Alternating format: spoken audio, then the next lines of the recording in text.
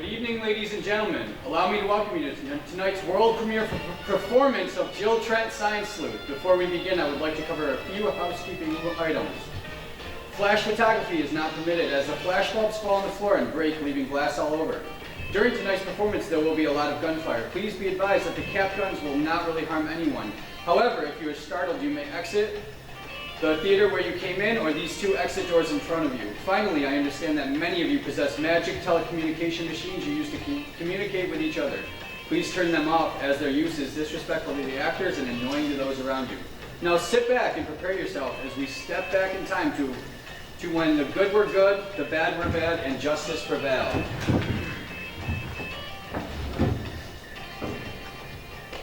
Jill Trent Science Sleuth. It's a typical midsummer day in 1943. America is at war. In a large American city which she calls home, career girl Daisy Smith has just hailed a taxi cab. Where to, lady? East 57th Maple, please. Gridiron Building. I've got a job interview in 25 minutes. I do hope you can get me there in time. You know, nah, forget I brought it up. What? What were you going to say? You sure? Yes. I was gonna say that if you wanted to be sure to be there on time, maybe you should have left home a little earlier. Yes, I suppose I should have. It's simple arithmetic. Something that you females never seem to understand. Between the hair, the makeup, and then trying out 12 pairs of shoes before finally making up your mind, it doesn't take a genius to realize that you're always going to be running late. Which is ironic since I'm a certified scientific genius. You see what I mean? And it's all entirely preventable. How come you girls never stop once to think about these things? Oh dear. Another red light?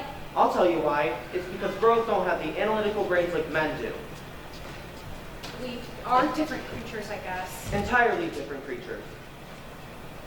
So what kind of job are you applying for, doll? Oh, it's nothing really. There's an opening in the steno pool at Bigly, Badly, and Ugly. Oh, for crying out loud! Holy Toledo! What's going on? We're in the middle of a gun battle, and here I was having such a nice, peaceful Tuesday. Follow that vehicle, cabby! I beg your pardon. I'm trying to get to a job interview. Well, I'm sorry, but your little job interview is gonna have to wait. Step on it, cabby. There's a war on, you know, and we all have a part to play. Daisy? Jill? Jill Trent, goodness gracious, how are you?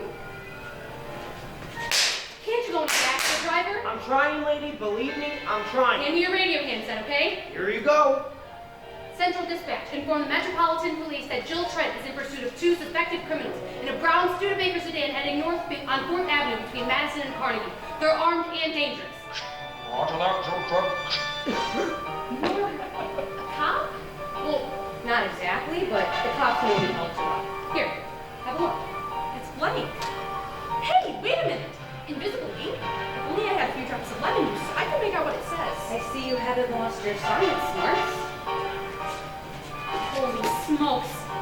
Jill Trent Science Sleuth Private Eye?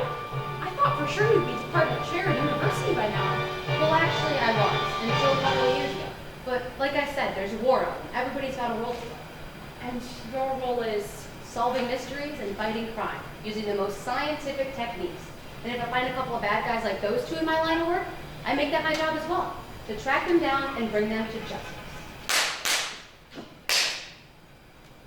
What about you? What are you up to these days? Me? Well, She's on her way to a job interview. Let me guess. Head scientist at an important laboratory. Well, not exactly. It's for a secretarial position. Well, stenographer is more like it. Although one day I hope to acquire the full array of skills necessary to be a secretary. What is it? Traffic ahead, and now they're driving on the sidewalk. Can't you get up there and follow them? What do you want from me, lady? They just shot out one of my front tires. You still have 3 good tires, don't you? Quit your belly aching and drive like you mean it, okay? Oh, for Pete's sake. That's why we're closing in on them. Oh, hooray! Hooray! Ah!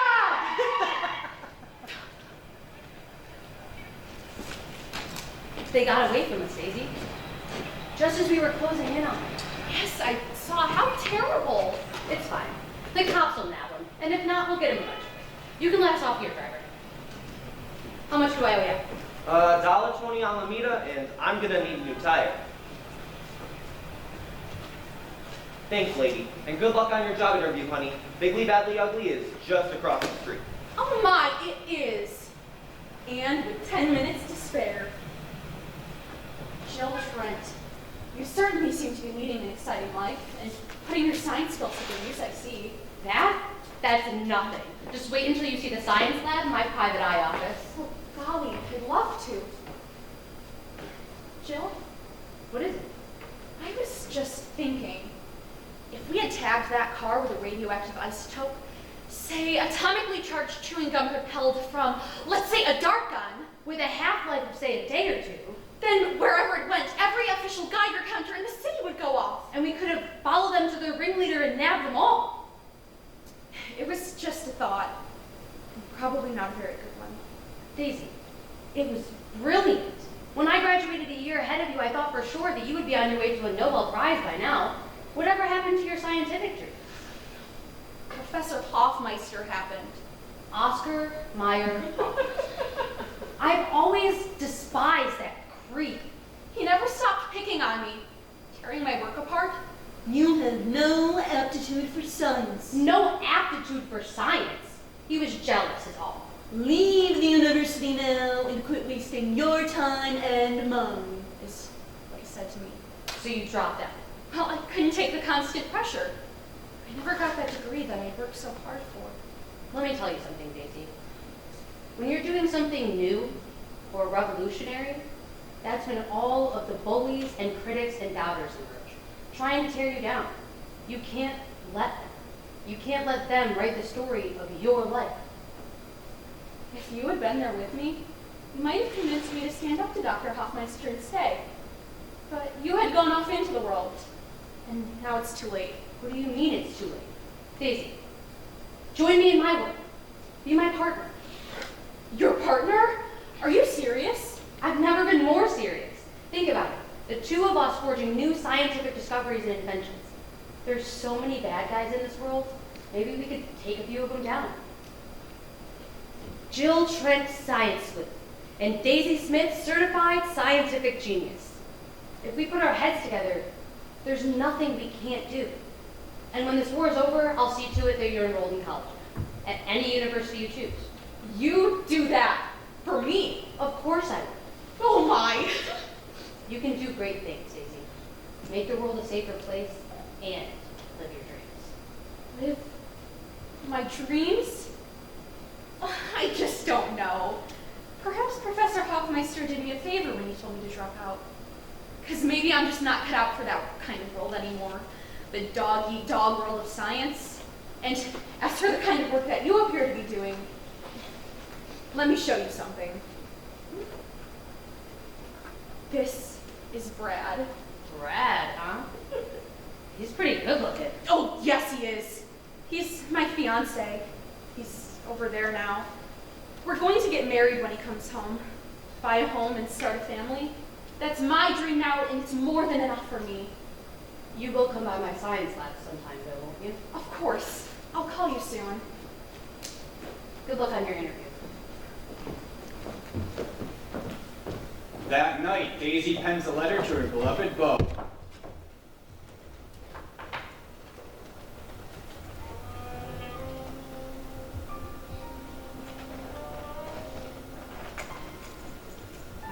Dear Brad, nothing too exciting to report about here, but you'll never guess who I shared a taxi ride with today while I was on my way to a job interview.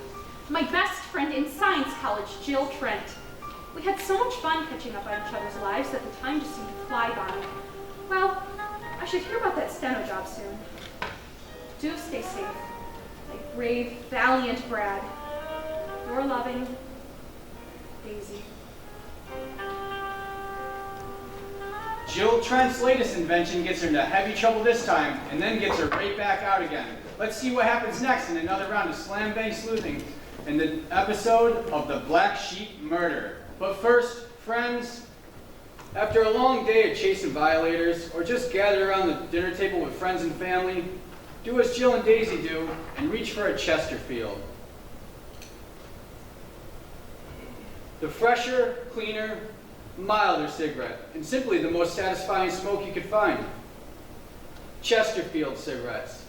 Blow some smoke my way. It all started on a warm summer evening. Jill had just finished showing Daisy around the science lab when they decided to get some fresh air. the element detector is still eluding me. Is it not that I have been trying to crack for years? You and many of the world's most brilliant scientists. Chesterfield, Daisy? Sure.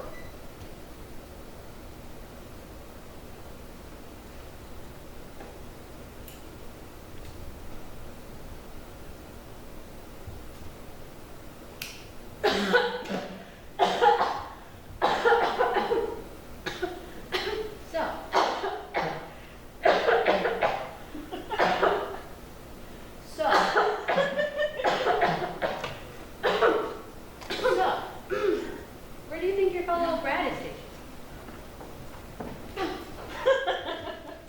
I have no idea, of course. But from some of his letters, it's more overseas. North Africa is my guess. Or maybe somewhere in the Pacific. Poor Angel. Angel, What is it? that element detector of yours. I think I've just figured out how to get it to work. You have? Listen to me. Take a solid object, a chunk of silver, say. It holds on to all its precious little silver atoms for dear life, but once you subject that silvery nugget to powerful, gyroscopically generated electromagnetic forces, its atoms become excitable and radiate in all directions in the surrounding atomic space. The halo effect. Yes, so in order to detect and identify an element inside an object, we should first be Supermagnetizing the object to the point where detector ray guns can easily penetrate the halo. the space between the atoms. Daisy, you might be onto something. Let's hurry back to your lab and try it out. But Daisy and Jill's scientific ruminations were soon interrupted by a blood-curdling scream and a pistol shot.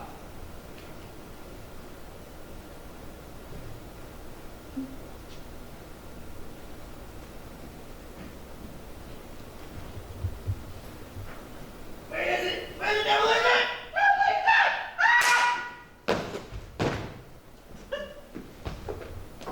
What was that? A blood-curdling scream and a pistol shot. Let's go. Where You stop what you're doing right now and put your hands up. Stop for a couple of girls? Not a chance. Stop, Daisy.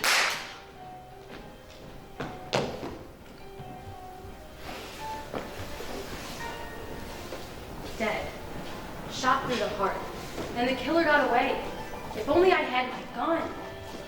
Jill, I recognize this woman. It's Mrs. Eleanor Van Doren. Isn't she the woman who owns the Rama Diamond? And vaults full of other precious stones, reportedly. This is odd. Why didn't she make out with this ruby ring on her hand? It certainly looks valuable enough. I already suspect that there's more to this case than meets the eye. A short time later at police headquarters.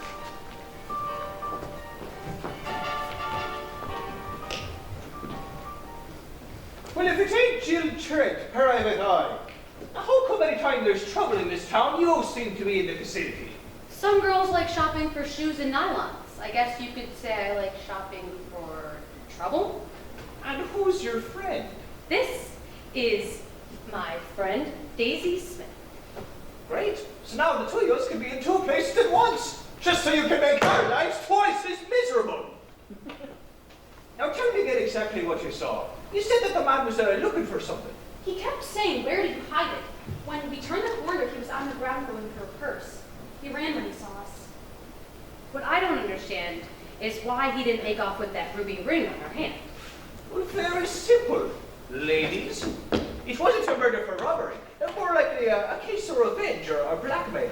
A crime of passion, you name it. I don't buy it. Even if it was a revenge or blackmail killing, the killer still wouldn't have had a reason not to make off with that ruby ring on her hand, if only to make it look as if the motive was robbery.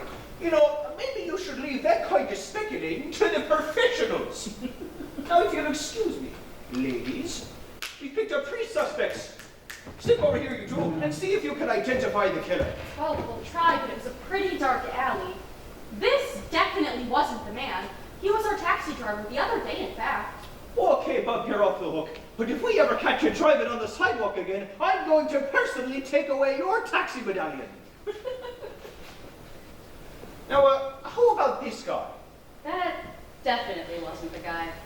Okay, get lost. Now, how about this character? We picked him up just a block away from the crime scene. This one bears some resemblance to the man that we saw, but I can't be sure. He does look similar, yet. No, no! Jack didn't kill my mother. Who the heck are you? I'm Julie Van Doren. And Jack Benson here is my fiancé. Fiancé, huh? How long have the two of you been engaged? For 3 years. 3 years? 3 years, 4 months, and 12 days. But Mrs. Van Doren called me a fortune hunter. Said I'd never marry her daughter as long as she lived. I guess that makes me a likely suspect. I suppose it does. Where were you at the time of the murder? I was in the Museum of Science till about 7:15, but I didn't talk to anybody there, so I don't know how I can prove it. You're certainly not making a very good case for yourself. How do you know it was 7:15 when you left the museum? I must have checked my watch. Hey, that's funny. I can't find my watch. I must have lost it someplace. Look, that is funny. Yeah. In fact, it's so hysterical that we're going to lock you up for suspicion of murder. Benson, you had the motive. You were at least partially ID'd by eyewitnesses, and you have no alibi for your whereabouts at the time of the murder. Maybe you'll want to make this all a whole lot easier and confess now. Oh, Jack. Oh, it's all right, Tunikins. I'm sure everything will sort out in due time. Don't be so sure. Come along now, you. This way. Jack! Jack! It's hard for me to believe that Jack Benson is the killer. If he had killed Mrs. Van Doren, would he have stopped at a diner a block away? You'd think he'd want to get as far away as possible. My thoughts exactly. I already feel that there's something bigger going on here, and our frustrated fiance got caught in the middle of it. He's innocent. Jack doesn't care at all about my money. You've got to believe me. Mrs. Van Doren, we are not the police, but we may be able to help. We were told that your mother had very many fine jewels. Where did she keep them? In safes, in various locations all across the city. Mother's fortunes were always considerable. She said that criminal organizations and even foreign governments would at any means to locate them. And that's best for me to not know. Her will reveals a secret, I understand. I can contact her attorney in the morning. There may not be enough time for that. Thank you, though.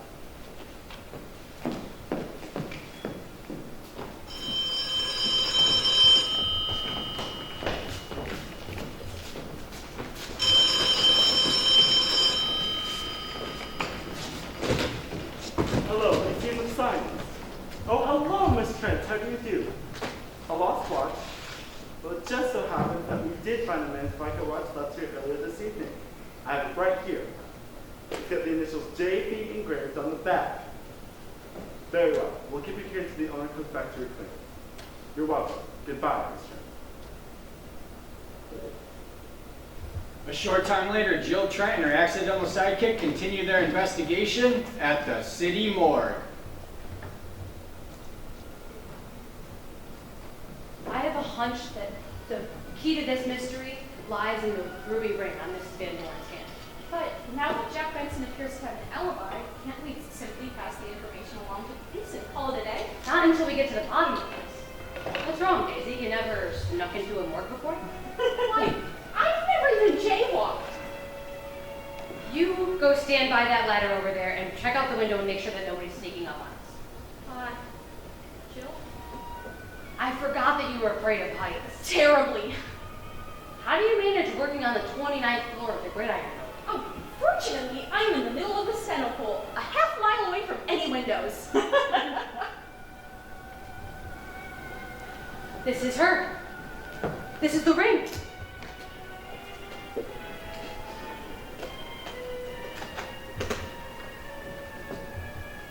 Here's the rock. All right. First, you put it inside the gyroscopic magno exciter chamber.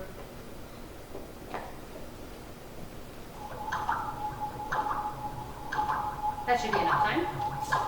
Now for the pulsatile element detector ray gun. But first, the protective goggles.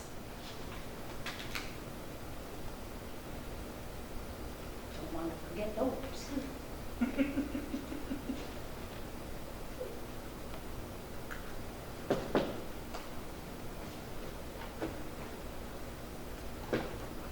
All right. I'm going to aim this into the center of the ruby for exactly 11 seconds. Aluminum is the most important element in ruby, so it should contain a lot of it.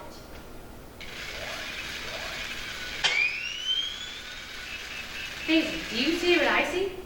There, in the spectrographic projection.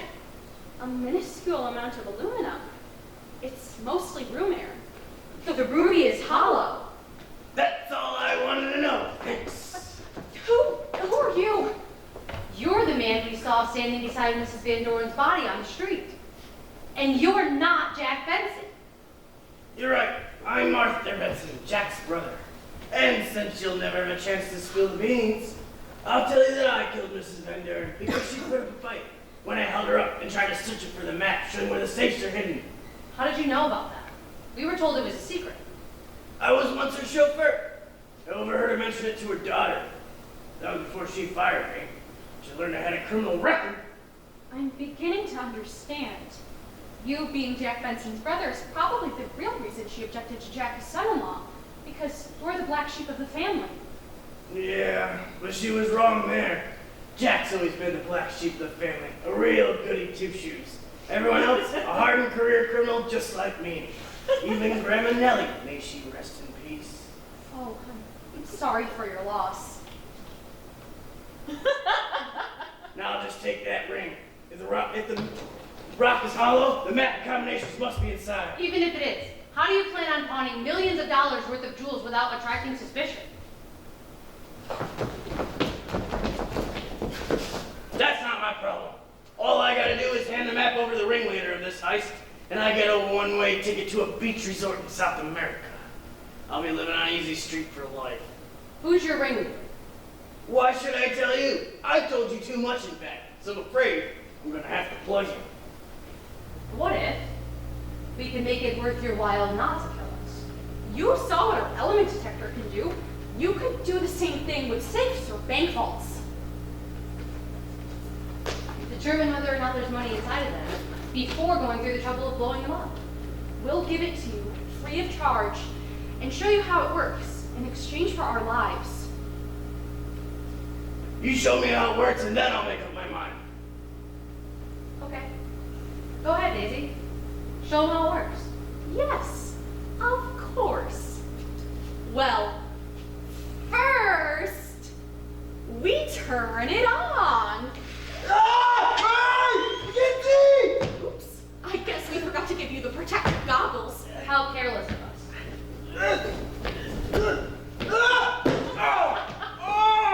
What the heck? Where did those move? In stenography school.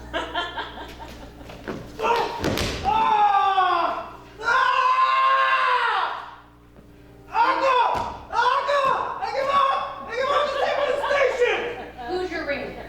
I don't know! Daisy? I said, who's your ringleader? Some kind of professor, they say. I don't know his name, never even seen him. Everything's done through intermediaries. 2, 3 levels of separation at least. I'm just a small potato. I'm barely a french fry. Oh, for God's sake. Cuff this miserable so-and-so and let's get him down to the station.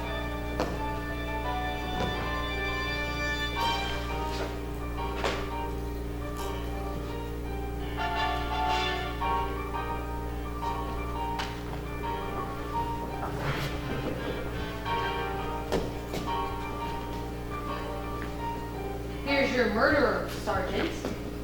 And here is what he was after all along. A map of the safes where Mrs. Van Doren's jewels were. This is Arthur Benson, Jack Benson's brother. Jack knew his brother was guilty but didn't say anything. I didn't want to rat on my own brother. He telephoned me. Said he was sorry he got me into trouble and promised to give himself up. Which he had no intention of doing. Oh, Jack, I knew you were innocent. I love you, Judikins. I wouldn't care if you didn't have a nickel to your name. And you two can identify this character at the scene of the crime? Without a doubt.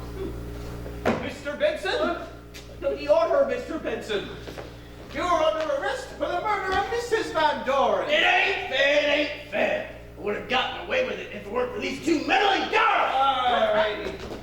So long, Trent, and whatever your name is. You're welcome, Sergeant. Not bad for a day's work. What do you say we go celebrate with a nightcap? Oh, Jill, tomorrow's Monday, and this working girl has to be up bright and early. Rain check then. I hope you had as much fun as I did. Night, Jill. Night, Daisy. Jill and Daisy match their investigative science against another extraordinary criminal in our next episode. Watch for it. But first, the next morning. Hello?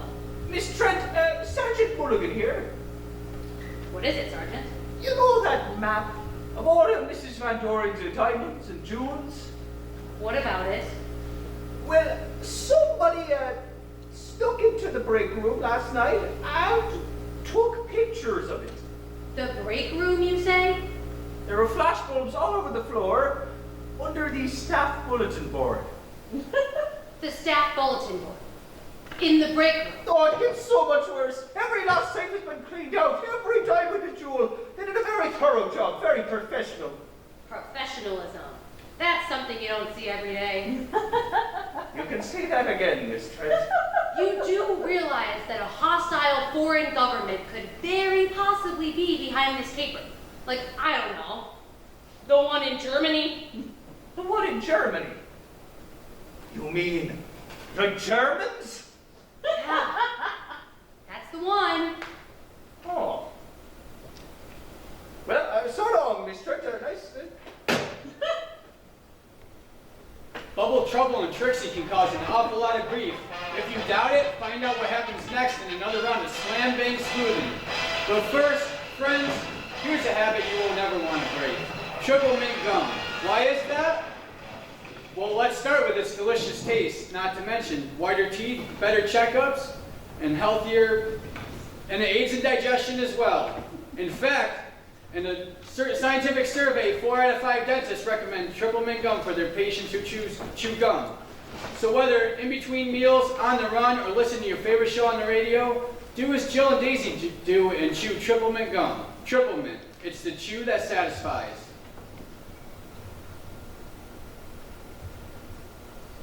One Saturday morning at Jill Trent's Science Laboratory.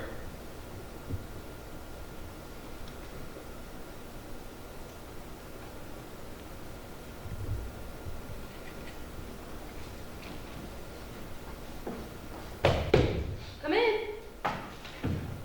I really appreciate you looking after Trixie over the weekend, Jill. I'm sure she'll be the perfect little angel. Of course, I'm tickled to have her.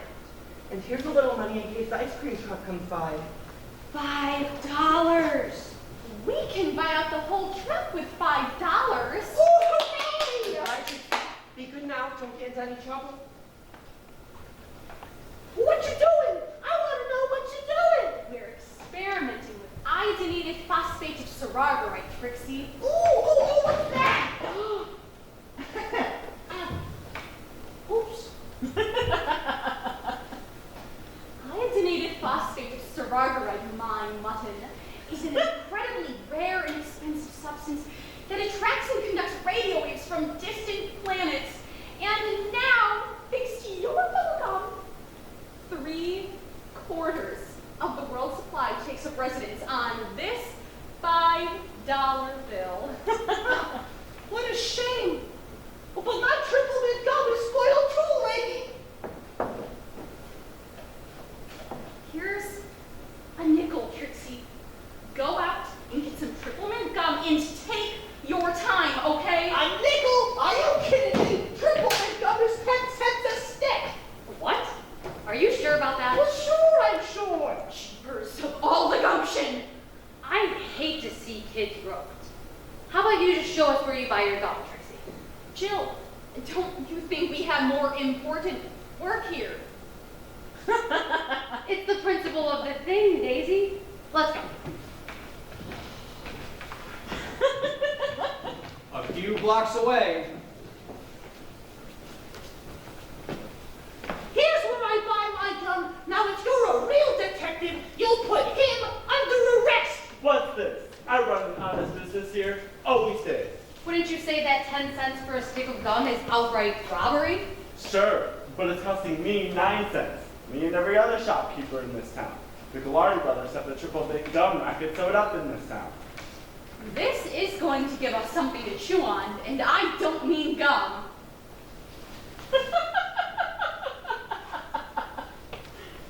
Do you have any idea how we could catch these racketeers? Well, when I wanted 2 boxes, I put this sign in the window. I leave an envelope with cash under the doormat. Car makes a delivery late at night. Zooms in and out, just like that. It moves so fast, you don't have much chance of catching them. No wonder there's a gun shortage in the armed forces. There's too much profit to be made by extorting 6-year-olds! Hey, watch your mouth, lady! I'm 7. The point is that the Army's no longer including gum in the boys' meal rations. Trent says morale is terrible as a result. Tonight, I want you to put the sign out and put the cash on the door like usual. But instead, I want you to include this $5 bill in the cash. It's marked with iodinated phosphide steroid. Sarah who? Just do as I say. We'll be waiting in the alley across the street, and with any luck, we'll catch these black market profiteers and bring them to justice. That evening, Jill and Daisy persuade Trixie to go to bed. Hey, you guys are supposed to be babysitting me tonight. You can't go off and catch the bad guys without me. That's against the law. Besides which, it was my $5 bill that you gave away. It'll just be for an hour or two, and we'll replace the 5 spot with a brand new one. You better. But I want to catch the musketeers. Look, Trixie, wouldn't it be great if you and all the other kids could get triple McGum for a penny again? Well, sure, it'd be swell. Well, then you need to go to sleep. Ow! I'm sorry, Trixie, but you're just gonna have to go to sleep. No! I demand to speak to my attorney! Oh, I'm gonna get an elephant and a tiger and a rocket ship and knock the whole house down! 20 minutes later.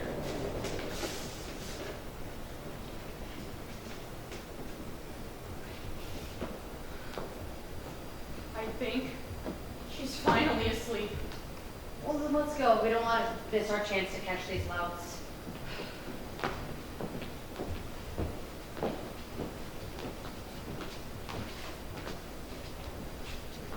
I'm the one that chose triple McGum, and I'm not gonna go to bed!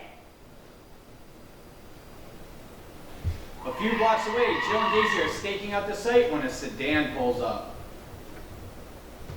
Jill, those are racketeers. I'll grab 1 box. You grab the other. Got it. But Jill and Daisy are too busy checking out the distinctive gait of a man in a brown suit to notice that Trixie Duncan has also arrived. We'll drop them off in the Act delivery chute like usual. Oh boy, do I see what I see!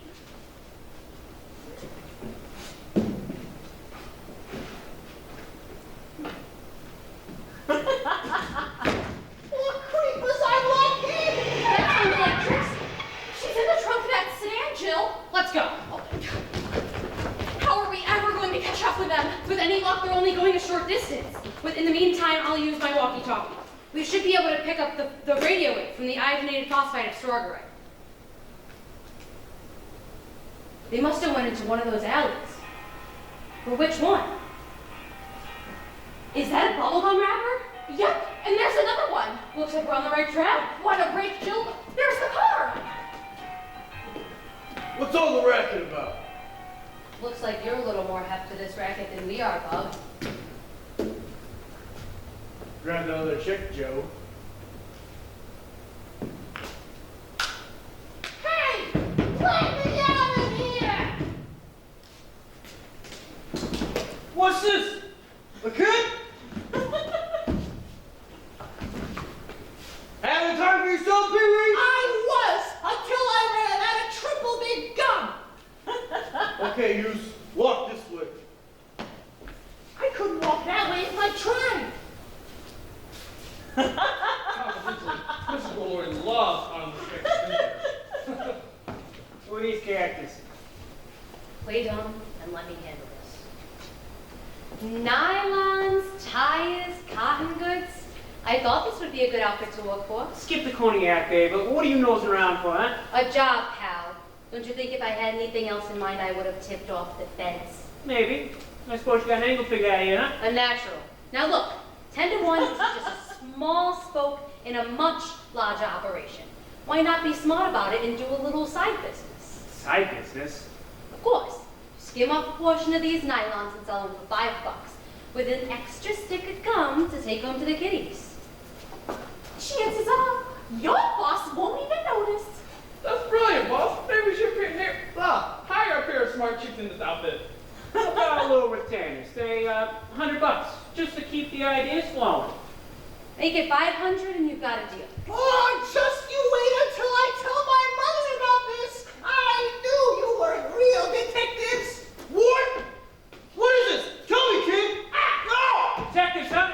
I knew there was something phony about this. Oh, Trixie, did you mess things up? Hey, how did you get in the car, kid? Answer me. Ah, flavor. Ah, God. Let's keep things popping. By gum. This pest is now a hostage. Put your guns down and slide them over here, and nobody gets hurt. Don't do it, Jill Trent. Daisy. If it weren't for the kid here, I'd plug the both of you.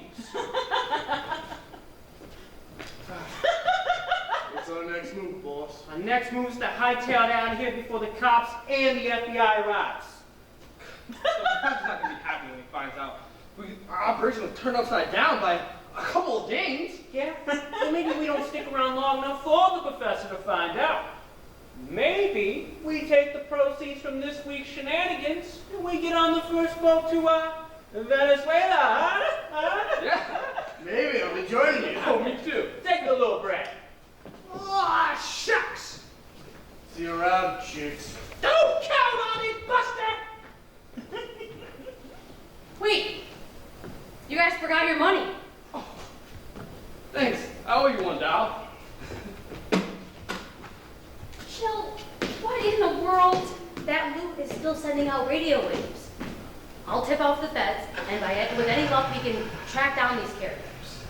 It makes me mad to see them get away with this racket for so long. To think of our boys over there going without good old-fashioned American chewing gum to remind them of home. Chewing gum? To think of the nylons that I haven't been wearing for 5 years. To think of the gum I could have been chewing. It just isn't fair. The next morning at Jill's lab.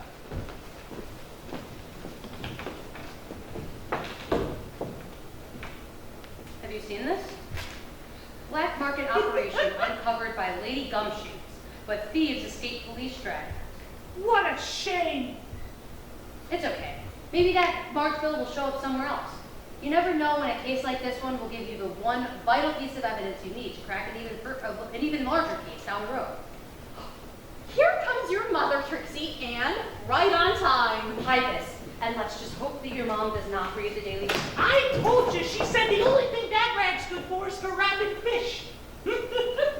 Now remember what we agreed to. No word about the bubblegum papers to anyone if you want to keep this pack of gum. And if you want to help us out on another case. What do you think I am? Some kind of rotten fish? When I make a deal, it's a deal. There you are. Thank you so much for watching Trixie over the weekend. It was no problem. She was no trouble at all. Did you miss me, darling? Oh, I missed you something terrible. But maybe next time you leave me with Jill Trent, you can stay away a little longer. Like a month or two. We'll see about that. For another uproarious adventure, look for Jill Trent in our next issue. But first, let's share a quiet moment as Miss Daisy tenderly pens a letter to her far-flung soldier, Brad.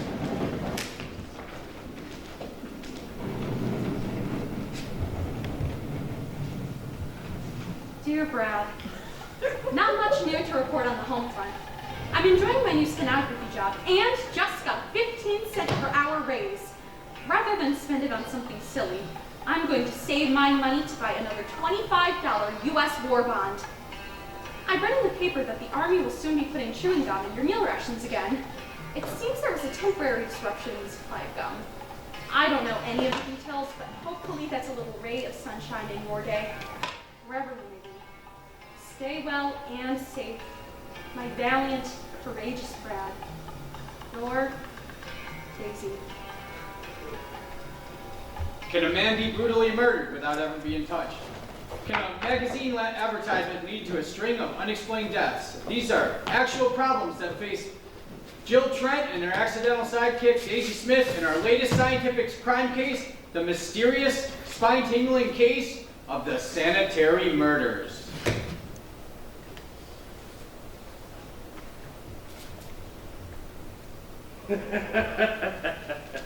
The mystery deepens. Oh, 5 murders to date, sir. And no one has even the slightest suspicion. Your victims have willed everything they own to the charities you control.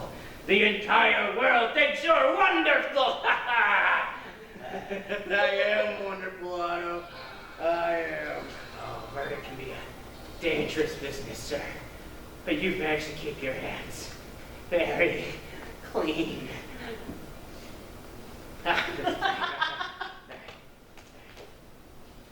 Yes, I have. Take a look at this baby powder advertisement. It was, in fact, the inspiration behind my brilliant scheme. Completely sanitary, untouched by human hands? Oh, indeed, sir. My so-called charities have not only made me rich beyond my wildest dreams, but they've also allowed me to make a substantial contribution to the Nazi war effort. Now, in my view, Otto, and the view of many experts, the victory in this war will go to the first side who is able to find a substantial quarry of plastonium. An extremely rare element, sir, but one with terrifying, explosive powers and... One thimbleful of which can level a medium-sized city. Oh, indeed, sir.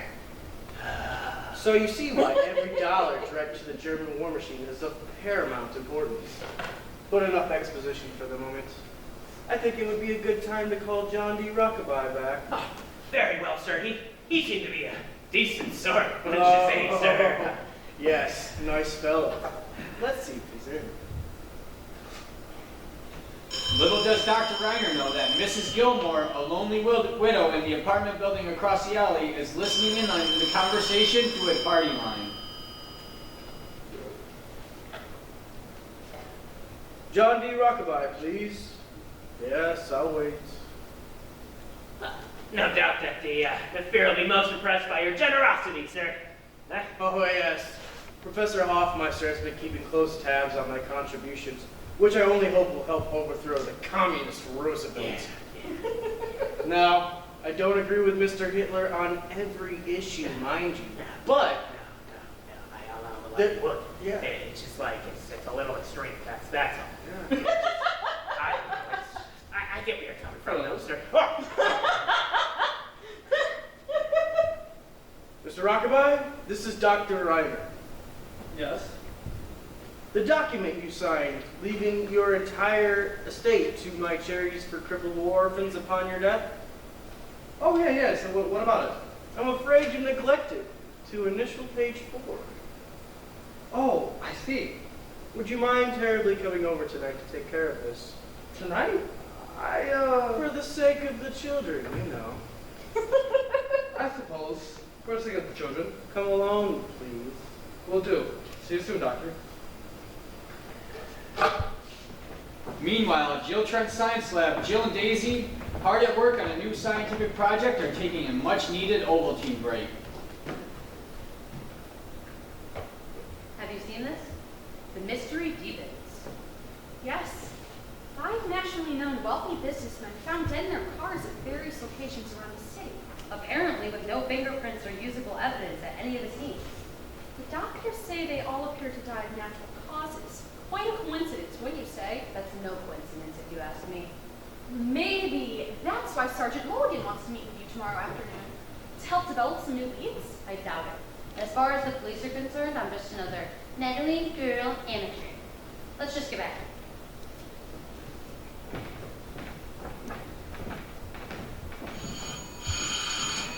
This way, sir. This way. May I take your coat, sir? Oh.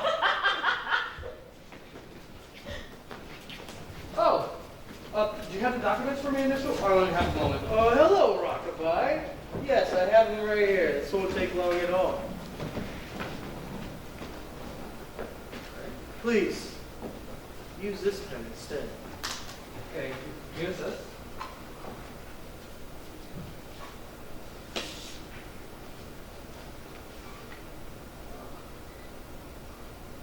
Doctor, it appears that my initials has already been signed, Doctor.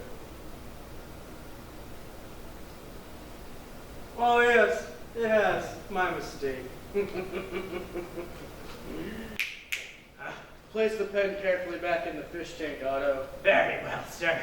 Shall I contact Dr. Hoffmeister's office to arrange for the disposal of the remains, sir? Oh yes. Put the body behind the steering wheel of his car. Tow the car to a different part of the city, ever untouched by human hands. Dr. Hoffmeister's service, or towing service, I should say, is quite professional. Top shelf. For instance, here's another $100,000 for Dr. Hoffmeister for the advancement of the Third Reich! Hey, that's there! The next day at Municipal Police Headquarters. So, let me get this straight. You were sitting around, minding your own business, when you had a sudden burning desire to call your cousin in Omaha. And when you picked up the phone, you heard your neighbor Dr. Reiner on the line. It's a party line, officer. And how do you know it was Dr. Reiner? Because I can see him through the window. He lives in an apartment building right next to mine. You're supposed to hang up if someone else is using the line. Didn't you know that? It's called eavesdropping, which is a criminal offense. What do you expect me to do in the evenings? There's no one to talk to since Harold's been gone. Other than my parent, he's even worse than Harold. He keeps repeating the same thing over and over. Miss Trent, be right with you. All right. Now, back to your accidentally overheard conversation. You claim that Dr. Reiner asked John D. Rockabye to come over? First, he was going on how he admired Hitler. Hitler? Yes, Adolf Hitler. Then when Mr. Rockabye got on the line, Dr. Reiner told him to come over right away, alone, he said. And when I saw in the newspaper that they found Mr. Rockabye's body in his car on the other side of town, I thought I should let you know. Mrs. Gilmore, Mr. Rockabye was the unfortunate victim of a heart attack, and Dr. Reiner is a world-famous, fish scientist, a great philanthropist, and one of the most respected men in the city. Now, I suggest you quit snooping in on people's private conversations and find yourself another hobby. Well, you've got such a vivid imagination, why not draw up a comic strip? Oh dear. Well, thank you. I'll help you at least file a report. Oh, yeah, we'll file a report. Goodbye, Mrs. Gilmore. Sergeant, you're really not going to follow up on that? That could be an important lead. Ah, that ain't a lead. That's just a bunch of fantastical nonsense. But that makes 6 wealthy businessmen dying of heart attacks in their cars. Well, what do you want me to do about it? And no, you may not examine Mr. Rockaby's body. We're crying out loud, Sergeant. Why do you girls always have to make everything so complicated? Speaking of which, the reason I called you in, this here, newfangled static electricity squirt gun you wanted us to try out? Excuse me, Sergeant, but it's not some gas. Yeah, well, whatever it is, you can have it back. This squirt gun, as you call it, contains a powerful miniature magnet, and when you activate it and aim it at a person or object, each of its atoms takes on a phosphorescence. Even in Too many syllables, girls, please. Have you at least tried it out in the field? The captain took one look at it and said you should sell it to Milton Bradley. I beg your pardon, a toy company. It's okay, Daisy. Some of our inventions are just a little ahead of their time. If you'll excuse me, ladies, I've got bigger fish to fry. I don't know why we even bothered with those dummies. What is it, Daisy? Why so quiet all of a sudden? Bigger fish to fry, he said. It's just an expression. Yes, but if you're going to kill someone off with a powerful poison that would be virtually undetectable by normal laboratory testing, what would you use? I'm thinking not cyanide. Think. advanced zoology, ichthyology to be specific, which happens to be Dr. Reiner's field of expertise. Fish. The pink Pekingese pufferfish. Seductively beautiful in appearance, but near contact with its poison causes instantaneous death. You might be onto something. I think we ought to pay a visit to our local exotic pet and fish shops. But first, let us find a picture of our dear friend, Dr. Reiner.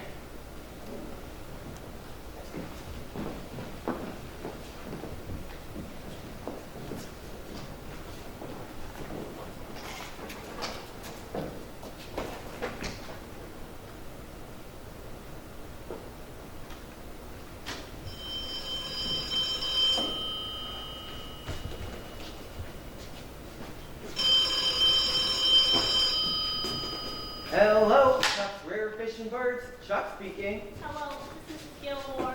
Oh yes, hello, Mrs. Gilmore. How's that wonderful parrot we sold you? After so many years here, we do miss him, you know? I'm not happy with that bird of yours. I'm not happy at all. In fact, I want a full refund. A refund? And why is that? I bought this bird to keep me company, and he's been saying one thing and one thing only, day and night. What does he say? Oh, you know what he says. Brat, Chuck's Rare Fish and Birds. Chuck speaking. It's driving me crazy. Oh my, listen, I have some very official visitors. Can I call you back in a few minutes? And if you don't, I'll report you to the Better Business Bureau. And another thing. What can I do for you, ladies? Yes, do you recognize this man? Oh yes, that's Mr. John Doe, a customer of mine. Mr. Doe. Yes, how could I ever forget him? He came in a few months ago and asked if I could procure a pound of pink Pekingese pufferfish. Dangerous animals, you know, among the most dangerous in the world. If you even touch the water they swim in, you're a goner. So, you supplied the fish to him. That's my specialty, rare birds and fish and collectibles. Thank you for your time. You aren't by any chance in the market for a parrot, are you? Late that night, outside the morgue.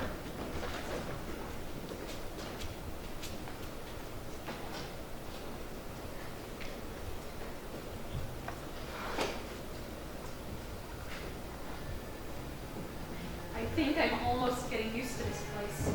You go stand watch. I'm gonna glove up.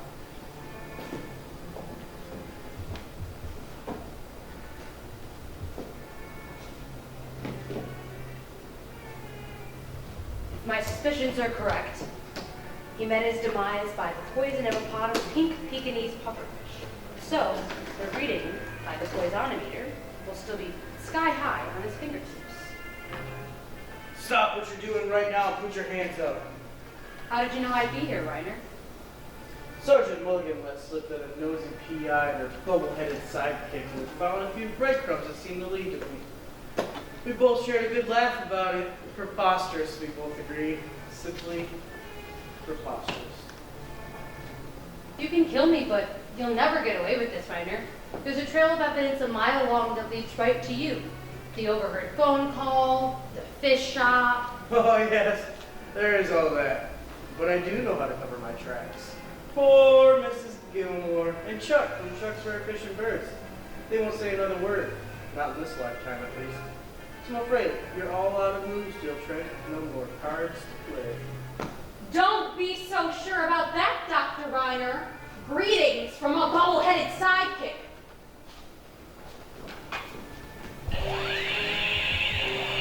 What is this? What are you doing to me? You can't see us, Dr. Reiner, but we're seeing you just fine. For I just blasted you with our thermomagnetic ray gun. Not only are you glowing in the dark, but you're also conducting enough static electricity to power a small city. Ah! I wouldn't touch that gurney again if I were you. Or anything else for that matter. Where the devil are you? Oh, didn't I also tell you that I have an advanced degree in ventriloquy, and I can also throw my voice across the room?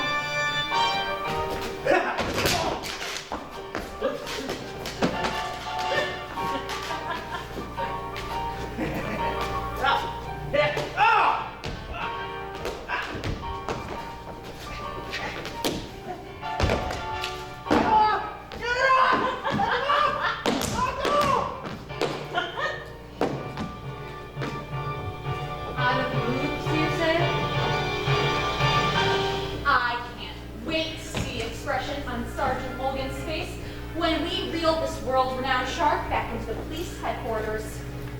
You're about to be a big fish in a much smaller pond, Dr. Reiner. Federal prison.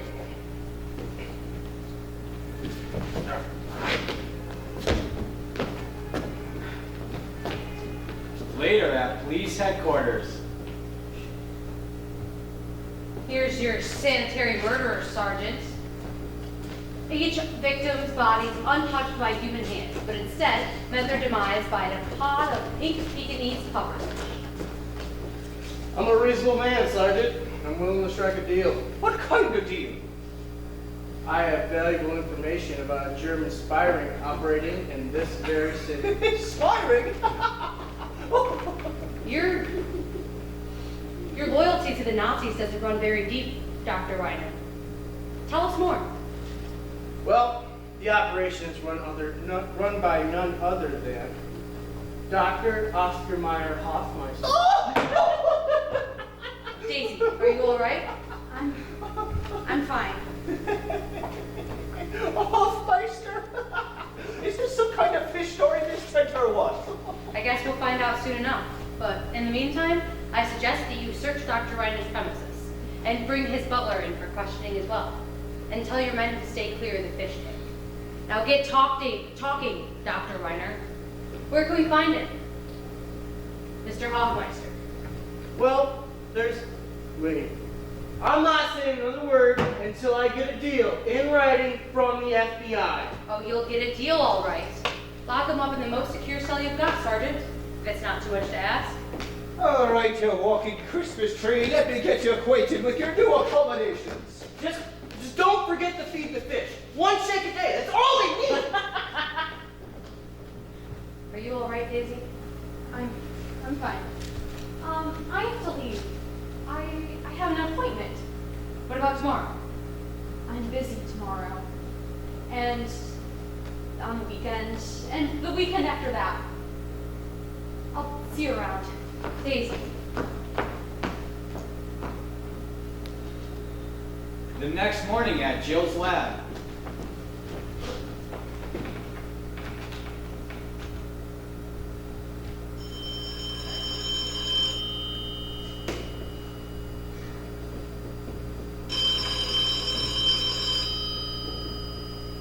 Hello?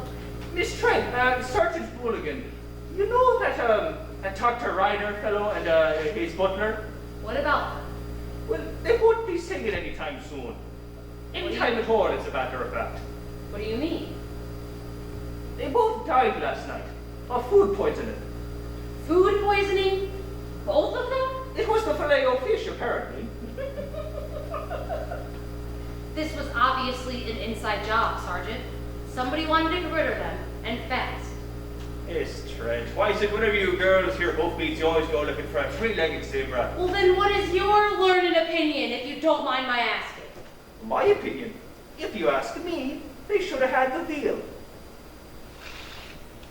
Yes, Sergeant Mulligan and Jill do have their occasional differences, but there's one thing on which they'll surely agree on. It's that you're only moments away from another eye-popping episode of Jill Trent Science Sleuth. We'll be back in 10, friends.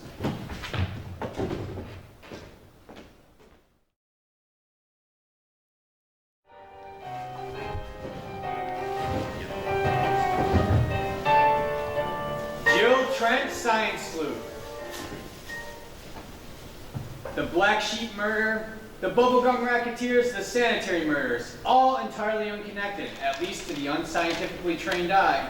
But there is one criminal mastermind behind them all, Professor Oscar Mayer Hoffmeister, the spider at the center of this web, peering out from a secret penthouse on the top floor of the Gridiron building, in the company of Jill Trent's former classmates, Four Eyes McGee and Joey the Weasel. Are you quite sure that Reiner mentioned the name Jill Trent, Mr. Weasel? Sure, I'm sure. How'd I forget that name? The insufferable smarty pants of class of 38. About the last thing he said to me before I delivered my milk tray to him, huh? You know, the pink Pekingese pufferfish is perfectly safe to eat if you know how to prepare it right. It's a delicacy in certain parts of the world. Oh, make a note of it, Mr. McGee. Want me to take care of Trent? It'd be an easy job. She's ready to perform. No, Mr. Weasel. I knew it would only be a matter of time before she'd be on my trail. As long as we stay one step ahead of her, we have nothing to fear. Would you deny me the pleasure of the game of watching that strident scientific striver try and fail to stop the destruction of the United States of America? No! I didn't think so. Let us play out this little game until its final apocalyptic conclusion. Speaking of which, I have an important mission for the two of you. The Third Reich is urgently requesting a pound of pure Kriplock. You want me to run down to Cat's Deli? Best Jewish food in town! Oh, no, I think Solomon's is better. I mean, the pickles are fast and Hey, fools! I'm not talking about pickles or dumplings. Kriplock. Don't you remember? It's the code word we're using. Oh yeah! For the bewitchingly rare and highly explosive element Blastonium! One thimbleful of which can level a city the size of, Cleveland! I'm sending you two out west to the little Colorado town of Los Cedros. Our sources report you may be able to find Kriplock in the nearby mountains. Meanwhile, on the other side of town, a very different conversation is unfolding. Daisy Smith, having practically swooned at the mere mention of Professor Hoffmeister's name, made up her mind that she'd keep a safe distance from Jill Trent's science lab and her scientific adventure. But let's see what happens when Jill rings her up. Just a little vacation is all. Sunshine, fresh air, and you'll be able to meet my Uncle Ned. Just a vacation, you say? A vacation out west. No crime fighting or private investigating or anything of the sort? Nothing of the sort, except maybe a little amateur geology, but just for fun. You can bring along your transistorized atomic automaton. What better place to try it out than in the Rocky Mountains? Los Cedros is the cutest little western town. Well, I am off next week, and to get out of the hustle and bustle of the city does sound pretty tempting. Oh, Daisy, you're gonna love it. Pack your bags and meet me at the train station. The tickets are on me. Now let's see what happens when men with guns are matched against real courage and scientific skills in the case of the Blastonium claim jumpers.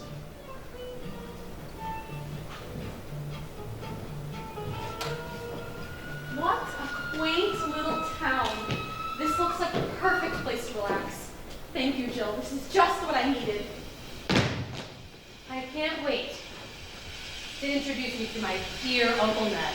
The old prospector you were telling me about. And the best hunter and guide in all of Colorado. He could probably find us a couple of cougars. Oh, I only hope a cougar doesn't find us first. Arrgh. Can I help you, lady? Yes, I have a reservation under the name of Trent. Oh, yes. Please sign here. You'll be in the VIC room on the second floor. Very important combo. What brings you guys to Colorado? Blue skies, fresh mountain air. Oh, Beautiful. well, I don't expect you to be disappointed then. I know Miss Birds will be so bad, Mary. Especially with a couple of chicks like that around. I'll get the names for the register and then we can introduce ourselves. I think there's something wrong with these cowboy caps. Maybe I should have gone to different sides. There's nothing wrong with them, you boy cat. The French goes on the outside, not on the inside. Ain't you ever seen a Western? Jill Trent, jumping Jimson gal, you get prettier every year. Uncle Ned, it's so good to see you. How's Aunt Gertrude? Ornery as ever. I'd like to introduce you to my friend that I've been writing you about. This is Miss Daisy Smith. Pleased to meet you, Daisy. Is this your first time out west? Yes, it is. Have you been doing any hunting lately, Uncle Ned? My prospecting has had me a mite too busy for all that, Jill. Jill Trent. She's the sleepy girl behind who sent my brother homeward to the pen. I pick a crummy place like this for a vacation. Beats me, but I'd like to even things up. Let's listen in for a while and see what they're up to, and then we'll settle the score. Heavens, Uncle Ned. Don't tell me you finally found gold. Gold?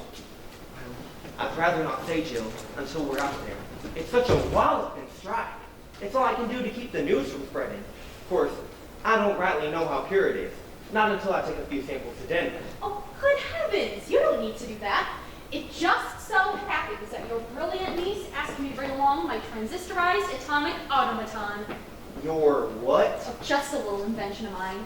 We thought we'd just have some fun with it, but this machine can isolate, scientifically extract, and tell you in a heartbeat exactly how much of any given mineral is in a given sample of ore. Well, I'll be a three-legged sloth. Reckon you'd like a ride up to Cougar Creek in the morning. Let's go.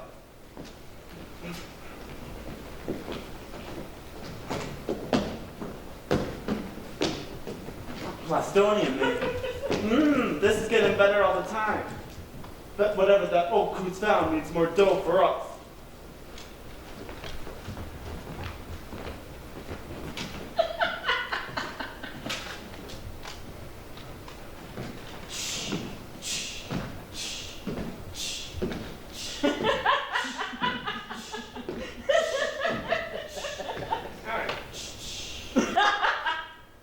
Hey, partner, don't reckon you have any room in this here establishment for a couple tired and lonesome cowpokes? We got one room left here. Sign here, please.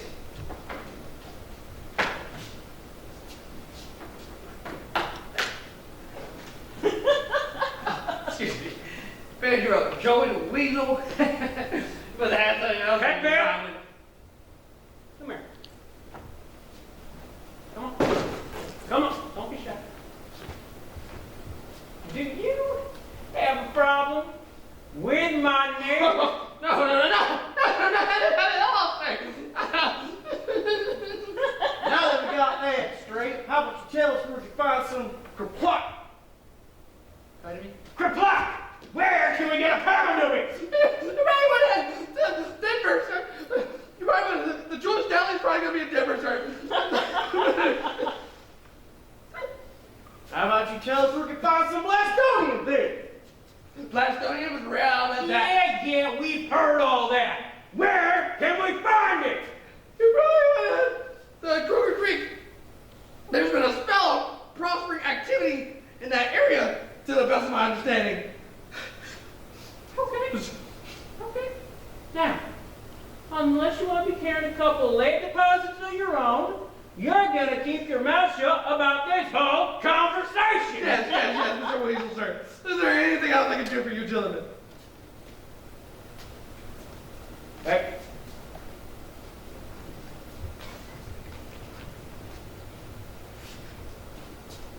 As a matter of fact, there is.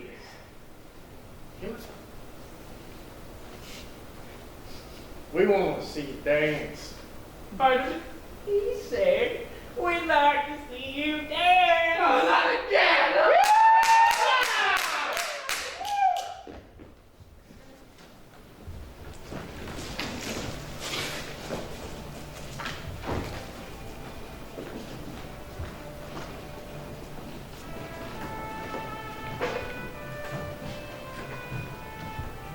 You mean to tell me that you kept this a secret for 2 months, Uncle Ned? Tight as a cinch strap. I've got an idea this is something that a lot of people around the world would be interested in. Have a look. Black lumpy crystals. Is this Saturnite? I bet the ranch on the Gales. I haven't dug my way through half of Colorado for nigh on to 50 years without knowing my minerals. Black, lumpy crystals mean Saturn. Blastonian rich ore. If this is in fact Saturnite, the blastonium in this cave alone could be powerful enough to take out every city and town in America. But maybe your transistorized something or other can tell us for sure. You see now why I've been keeping a lid on this thing? I reckon that this claim's worth several $1 million. But more importantly, we wouldn't want to get it into the hands of the wrong people. I'll go rinse this nugget off in the nearby creek. Blastonian, man. Sounds even better than gold. We'll sell chunks of it to the highest bidder. Then we'll be set for life. Crimpin' hop toads, claim jumpers. Put that pickaxe down, old timer.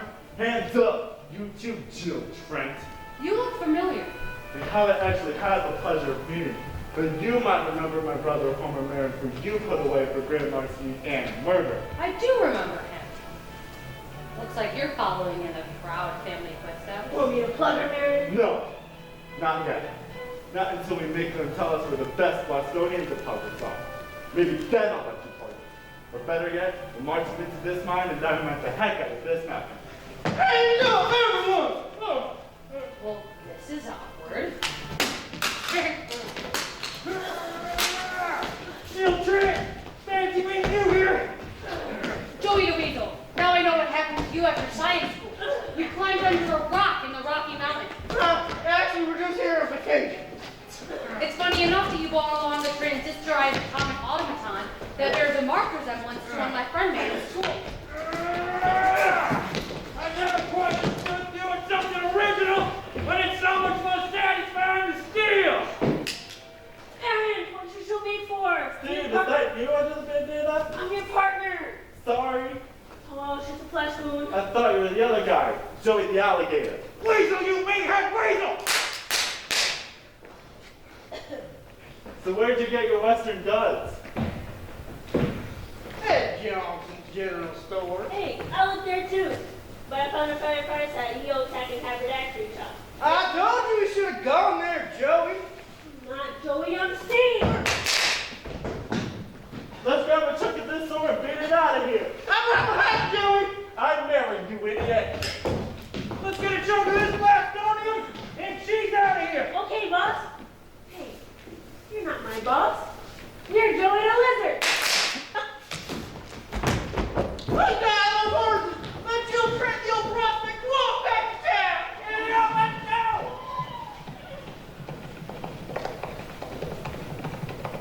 What on earth? Agent Trent. Uncle Jill. Ned, They got me, Jill. They got me good. you've been shot. Agent Trent, those last two are German agents working for Hofmeister. Don't talk anymore, Uncle Ned. Just lie here and be still. We're gonna get some help for you. Don't have much time. Hofmeister, the top Nazi agent in North America. I know. And now they have the blastonium they've been looking for to create a bomb with cataclysmic power. Uncle Ned. Don't let them get away with it, Agent Trent. Uncle Ned. The future of our democracy is at stake. No! He's gone. I'm so sorry for your loss. Daisy, This was all a big setup, wasn't it? Our Colorado vacation? Prospecting for minerals with your Uncle Ned, who's no more of your uncle than I am. Daisy. You're a secret government agent, and your PI operation is nothing but a cover. You lied to me, Jill. You've been lying to me since that car chase back in the city. That car chase. Daisy. What about it? That was staged. What? We were outgunned, Daisy. Outmaneuvered scientifically again and again. I knew I couldn't keep up with the enemy's advances alone. So I needed help. I needed your help. Your brilliant scientific mind. So I tracked you down. I was hoping that you would fall in love with it all. The danger, the adventure, the science. But even as we got further into it, I couldn't let you see the big picture. It was top secret, Daisy. My bosses were allowing me to let you in on a need-to-know basis, as long as I didn't let you in about the overall mission, to bring down a huge undercover Nazi operation. All of our adventures were built on a lie. I thought you were my friend, but you just wanted to use me. No, we're more than just friends, Daisy. We're partners. We finish each other's sentences, build on each other's ideas. We're so much better together than we can ever be apart. Don't you see that? A partner doesn't lie or deceive, even if she thinks she knows better. You and I, we've never been partners. You want to know the strangest thing? If you had asked me, I would have said yes. Yes to everything. Yes to this trip to Colorado. I would have said yes, Jill. Daisy. Friends, remember the last time you were at the beach with your girl, minding your own business, and that show-off muscle man accidentally kicked sand in your eyes, then stood there smirking? Sure you do. Now you can waste your time and money on muscle-building programs and pills, like some of our competitors advertise, Or you can spring into action right away. How, you ask? With your own personal sandblaster by Casbro. Just load it up with ordinary beach sand and fire away. In most cases, the blindness is temporary, but the satisfaction you'll get from wiping that smile off that perp's face will last a lifetime. It's the Miniature Sandblaster by Casbro Novelty Company. It's Jill and Daisy's choice for personal recreational protection.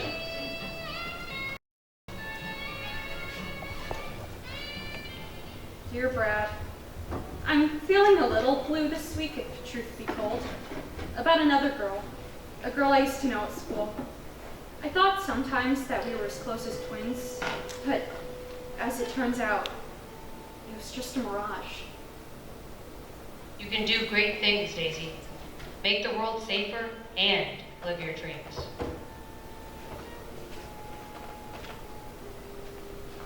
The mystery deepens. You can kill me, but you'll never get away with this, Reiner. There's a trail of evidence a mile long that leads right to you. You want to know the strangest thing? If you had asked me, I would have said yes. Yes to everything. It's not necessarily a lost cause. You never know when a case like this one will give you the one vital piece of evidence that you need that cracks an even more important case down the line.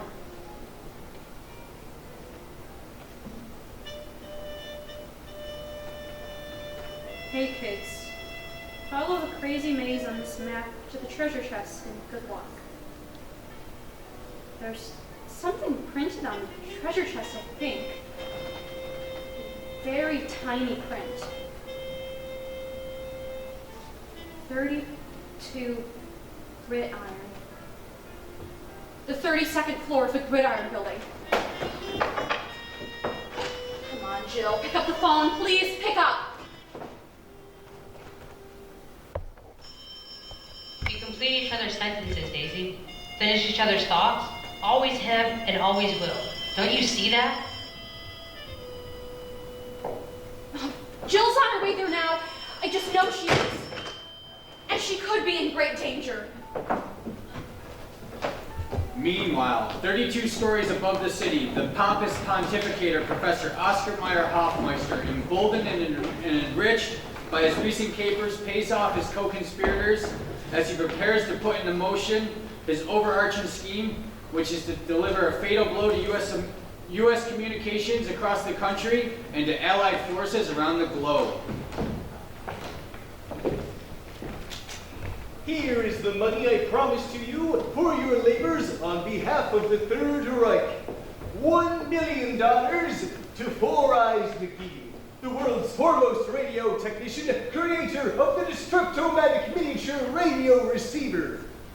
Perhaps you can use some of your prize money to purchase yourself a real pair of glasses, by the way. What's wrong with And that? $1 million to Joey the Weasel, who managed to implant our Destructomatic miniature radio receivers across every official radio in the land. Oh, thank you, boss. I'd like to thank my mother and my father, Mr. and Mrs. Joseph Weasel Sr., for always teaching me to dream big and reach for the And stars. last, but certainly least, $50 to my personal bodyguard and chief thug, Slim Fatley.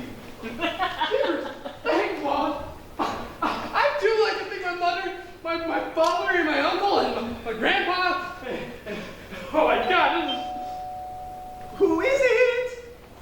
That has to be Jill Trent, right on cue and right on time. Jill Trent Science Sleuth.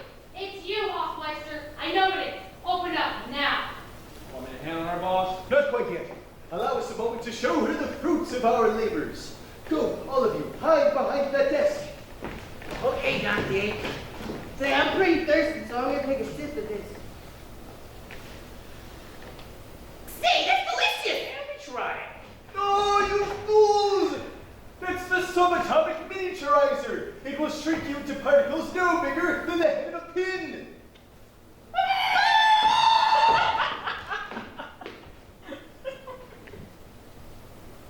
That was pretty fast, boss. The effects are temporary, unfortunately. You, Mr. Fatley, hide like I said. When I say the secret phrase, you sneak up behind her and knock her out cold. Okay. What's the secret phrase? Think of all the lives that could have been saved. Think of all the lives that could have been saved. Think of all the lives that could have been saved. Got it.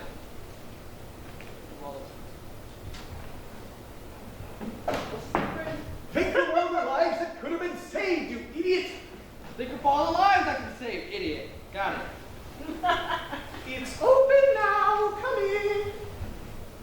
Hoffmeister, you've got a lot of explaining to do, but first, put your hands up. And why would I want to do a ridiculous thing like that? Because you are a disgusting and German.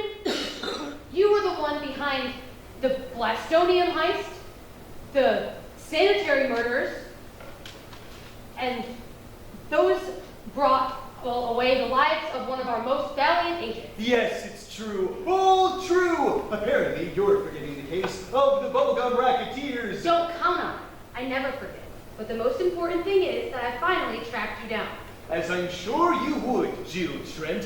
Where else would your brilliantly deductive scientific thinking lead you but to me, the greatest scientific mind of our generation? And I, in turn, deduced that you would be hot on my trail and arriving at this very hour. And so, I set this trap for you. Trap? I don't see a trap. Taxi! Taxi! Where to, Leon? No, not you again. To the Gridiron Building, on the double driver. There's a war on, you know. So what are you up to in this lair of yours, Hoffmeister? What am I up to? Well, that would be this! The Transometron, a gyroscopically powered super transmitter which, when activated with a flip of this switch, will instantly cripple U.S. communications, and for months on end, police communications gone, radar gone, radios on every American warship and Coast Guard vessel will cease to function. What better way to prepare for a surprise German invasion? And with the Blastonium we've acquired, we will easily subdue the entire free world. I am not going to let you flip that switch. Now, like I said, put your hands up. You thought you could make the world better with science, didn't you? Such a waste, such a pity. I always hated you, Jill Trent, and students like you with stars in their eyes. But teaching at one of the great universities allowed me access to the most devious minds of a generation, and we're able to recruit them to our cause. Surely you remember Four Eyes Mickey? We became reacquainted in Colorado. Hello again, Jill. Four Eyes, you lousy rat. Where are you? I'm on your shoe. My shoe? Your left shoe, just look. By the way, I'm always hating you too. Remember when we were back at school and I asked you out to the ham radio spring fling? Yeah, and I said that I would never go out with you even if you were the last man on earth. Well, however, how do you feel about that now, Jill Trent? Changed your mind? No. And say hello once more, Joey the Weasel. Of course. Joey the Weasel. The one man who couldn't do an iota of original research in his life and just stole from everyone else. Perhaps, but what if I told you that he's now a millionaire? A millionaire? I doubt it. It's true. That's millions with a capital M. Down here, on your right shoe.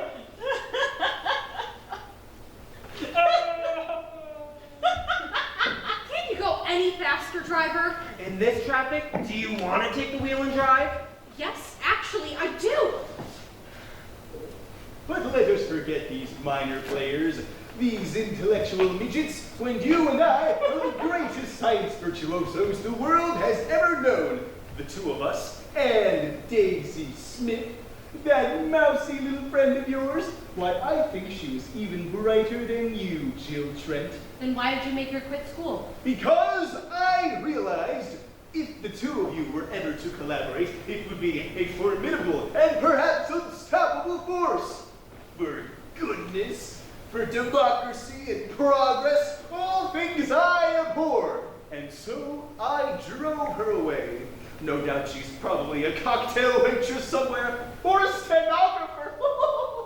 How do you know she's not hot on your trail right now. Well, I don't see her anywhere, do you? I am not having it, Hoffmeister. I'm giving you till the count of 3 to put your hands up before I plug you. 1, 2. The tragedy of it is, if the Access Powers had another scientist of your caliber, this war could have reached its conclusion a lot sooner. Think of all the lives that could have been saved. I said, think of all the lives that could have been saved. I said!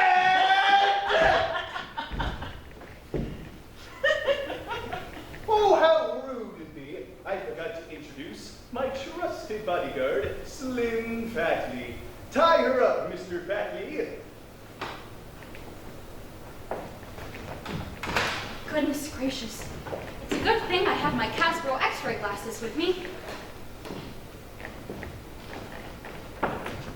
2 men, and that must be Jill on the floor.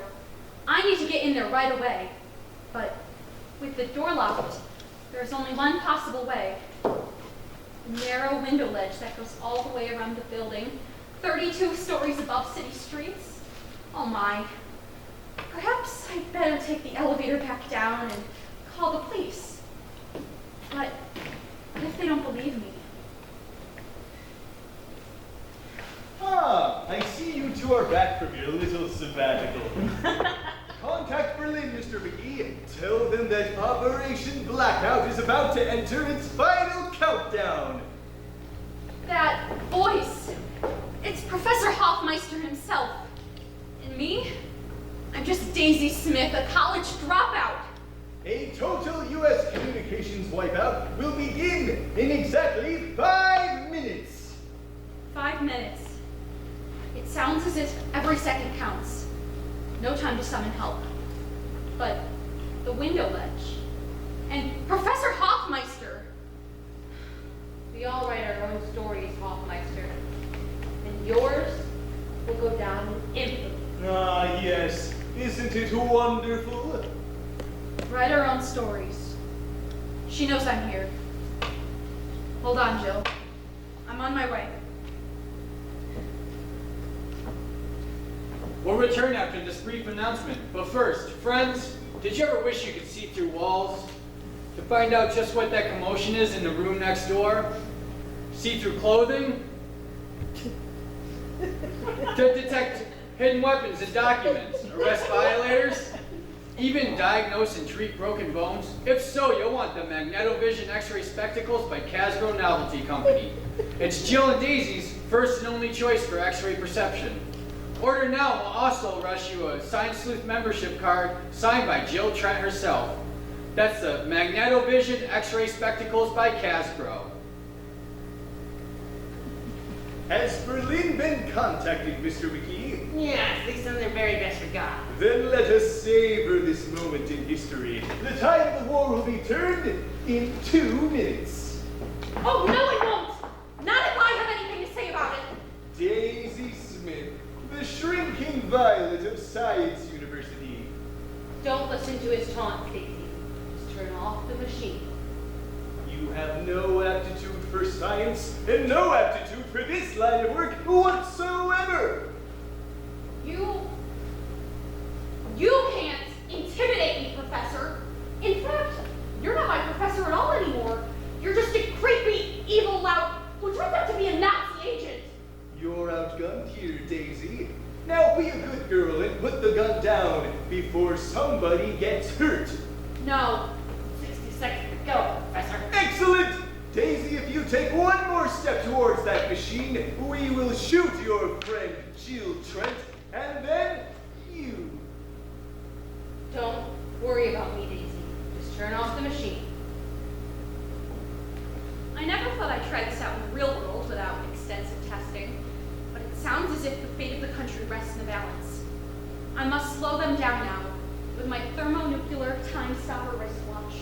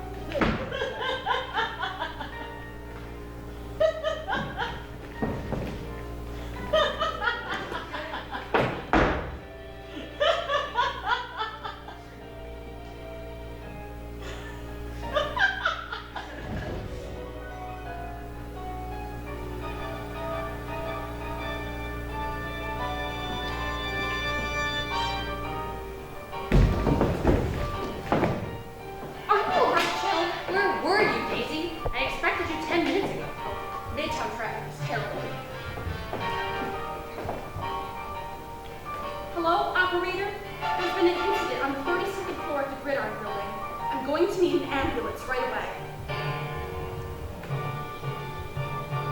Well, multiple ambulances actually, and some patrol cars and the feds while you're at it. Jill Trent and Daisy Smith just cracked another case.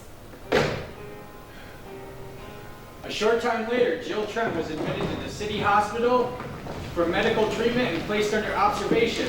The next day, Daisy Smith stopped by to pay her dear friend a timely visit.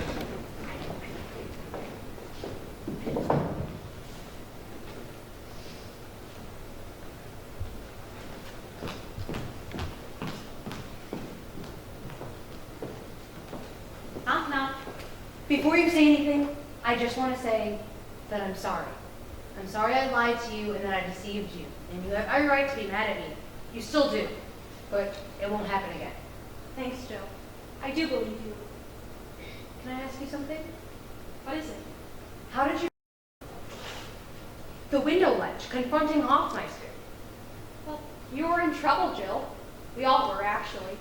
Well, anyways, that's not what I came here for. I actually wanted to thank you. Thank me? You just saved the world from a German invasion. Not to mention you saved my life. What the heck are you thanking me for? For letting me know that I have the power to write my own story. Well, I hope you also have a decent dress and shoes, because we just got invited to the White House. They called while I was out. Also, What is it? I'll let you read.